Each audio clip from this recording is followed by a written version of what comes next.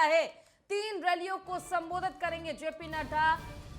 मोड़ मंडी, बलुआना और जलालाबाद में करेंगे रैली। पंजाब में रक्षा मंत्री राजनाथ सिंह की भी 3 रैलियां हैं। फरीदकोट, श्री मुक्तसर साहिब, डेरा बस्ती में जनसभा करेंगे राहुल गांधी। 3 जनसभाओं को आज संबोधित करेंगे। राहुल के साथ प्रियंका गांधी भी मौजूद रहेंगी। कैप्टन अमरिंदर के गढ़ राजपुरा में करेंगे रैली। मानसा और बरनाला में भी जनसभा को करेंगे संबोधित। पंजाब में 20 फरवरी को है सभी सीटों पर मतदान। तो पंजाब में 20 फरवरी को 117 सीटों पर मतदान होगा। ऐसे में जहां एक तरफ बीजेपी गठबंधन के साथ चुनावी मैदान में है, तो वहीं दूसरी तरफ कांग्रेस अकेले चुनावी मैदान में है। और हालांकि अगर बात की जाए वर्तमान की, तो वर्तमान में पंजाब में कांग्रेस की सरकार है। ऐसे में अपनी सरकार को सत्ता में बरकरार रखने की एक बड़ी चुनौती कांग्रेस के सामने है। हालांकि आज दिग्गजों का जमावड़ा पंजाब में देखने को मिलेगा। कल पीएम मोदी भी पंजाब के जालंधर पहुंचे।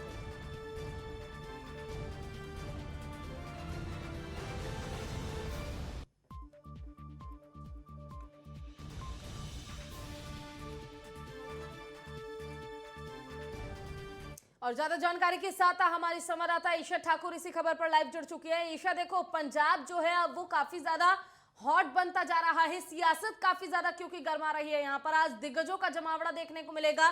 बीजेपी और कांग्रेस दोनों के बीच आमने सामने की टक्कर आज राज्य में देखने को मिलेगी। क्या कुछ कार्यक्रम बीजेपी के तय किए गए हैं और साथ ही कांग्रेस के भी क्या कुछ कार्यक्रम किए गए, क्योंकि जहां एक तरफ रक्षा मंत्री राजनाथ सिंह पहुंच रहे हैं, तो ही बीजेपी के राष्ट्रीय अध्यक्ष जेपी नड्डा भी आज पंजाब पहुंचेंगे।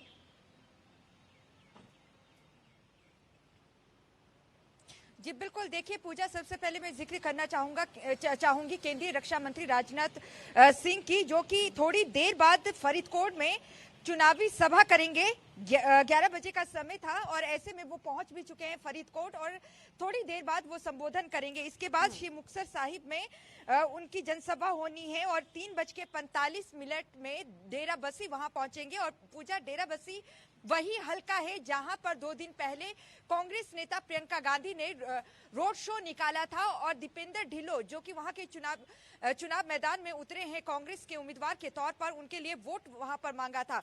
डेरा बस्सी में राजनाथ सिंह, जो कि रक्षा मंत्री हैं, वो पहुंचेंगे। और इसके बाद अगर हम बात करें बीजेपी के राष्ट्रीय अध्यक्ष जेपी नड्डा की, वो भी यहाँ पर पहुंच रहे हैं पंजाब में। ये उनका दूसरा दौरा है जब वो पंजाब पहुंच रहे हैं और यहाँ पर मोड़ मंडी में उनकी सबसे पहले रैली होगी। 12:20 में चुनावी रैली मोड़ मंडी में करेंगे, उसके बाद बलुआना और उसके बाद जलालाबाद में।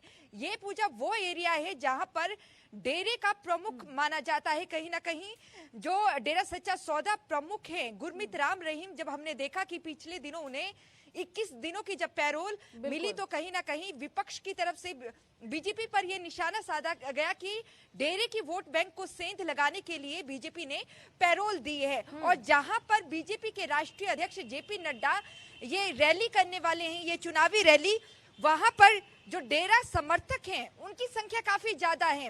और ऐसे ये डेरा समर्थकों की अगर बात करें, ये चुनावी समीकरण को बदलने में बड़ा ही अहम रोल निभाते हैं। तो ऐसे में ये देखना होगा कि आज जिस तरीके से मोड़ मंडी पहुंच रहे हैं बीजेपी के राष्ट्रीय अध्यक्ष जेपी नड्डा, वो वहां पर क्या कुछ कहते हैं। इसके साथ ही कांग्रेस की अगर बात करें, बीते दिनों भी चुनावी रैली की राहुल गांधी ने और आज भी वो पंजाब में मौजूद हैं। सबसे पहले वो राजपुरा में चुनावी रैली करेंगे। राजपुरा पटियाला के अधीन आता है और पटियाला कैप्टन अमरिंदर सिंह का गढ़ है। कैप्टन अमरिंदर सिंह की बदौलत 2017 में पूर्ण बहुमत से कांग्रेस की यहाँ पर सरकार बनी थी, लेकिन 4.5 साल के कार्यकाल के बाद कैप्टन अमरिंदर सिंह को हटा दिया गया था। तो ऐसे में ये देखना होगा कि 4.5 साल के कार्यकाल को लेकर राहुल गांधी आखिरकार क्या कहते हैं। कैप्टन अमरिंदर सिंह लगातार लिखित में ये दावे कर रहे हैं कि 90% चुनावी वादे उन्होंने खुद पूरे किए हैं, लेकिन कांग्रेस जनता के बीच 111 दिन जो कि मुख्यमंत्री चरणजीत सिंह चन्नी के रहे हैं उसको लेकर जा रही है। ऐसे में राजपुरा की जनता को लुभाने के लिए क्या कुछ घोषणाएं और क्या कुछ कहती है कांग्रेस, ये देखने वाली बात होगी। और इसके साथ ही एक अहम जानकारी मैं देना चाहूंगी, 7 फरवरी को कांग्रेस चंडीगढ़ में अपना मैनिफेस्टो जारी करेगी। पंजाब विधानसभा चुनाव को लेकर 7 तारीख को कांग्रेस अपना मैनिफेस्टो जारी करेगी और यहां पर देखना होगा कि उस मैनिफेस्टो में क्या कुछ रहता है, क्योंकि श्रोमणी अकाली दल जो कि काफी स्ट्रांग होती जा रही है इस वक्त पंजाब में और कहीं ना कहीं टक्कर देती नजर आ रही है जी। ऐसे में उनकी तरफ से आज 12:30 बजे अपना मैनिफेस्टो जारी कर दिया जाएगा। सुखबीर सिंह बादल श्रोमणी अकाली दल के प्रधान और श्रोमणी अकाली दल ये भी बसपा समझने वाली बात गठबंधन है के कि अगर हम मुख्यमंत्री बात पद करें के आम उम्मीदवार जनता वो की यहाँ भी, पर तो जारी आम करेंगे। जनता भी जी। आज के समय में आम जनता को मूर्ख बनाना इतना आसान नहीं है। आम जनता भी समझती है कि आखिर मुद्दे क्या है और साथ ही पार्टी किस तरह से आम जनता के लिए काम करेगी, ये सबसे बड़ा मुद्दा लोगों के लिए रहता है। अगर हम बात करें कांग्रेस की तो अंतरकलह देखिए किसी से छुपा नहीं है। लगातार मीडिया कवरेज के दौरान दिखाया गया कि पंजाब में किस तरह से कांग्रेस के बीच अंतरकलह है। हालांकि इस बीच रणजीत सिंह चन्नी जो कि कांग्रेस की ओर से सीएम पद के लिए उम्मीदवार फिर से बनाए गए, उनकी ओर से स्कॉलरशिप का जो बात है वो भी कही गई। साथ ही उन्होंने कहा कि गरीब बच्चे जो हैं, जो महिलाएं हैं, जो लड़की हैं, जो पढ़ाई करना चाहती है, गरीब परिवार से हैं, उनका खर्च सरकार उठाएगी अगर सरकार सत्ता में आती है कांग्रेस की। लेकिन इसी बीच समझने वाली बात यह भी है, अगर हम बीजेपी की बात करते हैं, देखिए सत्ता बेशक बीजेपी के हाथ में ना हो, लेकिन बावजूद इसके मजबूती कहीं ना कहीं बीजेपी के पास इस बार जरूर नजर आ रही है, क्योंकि कैप्टन अमरिंदर सिंह का जो समर्थन है वो जरूर उनको मिल रहा है। और लाजमी सी बात है कि कैप्टन अमरिंदर सिंह के अगर समर्थन बीजेपी के साथ होगा तो समर्थक भी बीजेपी के साथ होंगे, इसका भी फायदा चुनाव में बीजेपी को जरूर मिलेगा। तो ऐसे में कांग्रेस को भी इसे समझने की जरूरत है कि जनता के लिए कार्य करना ज्यादा जरूरी हो गया है।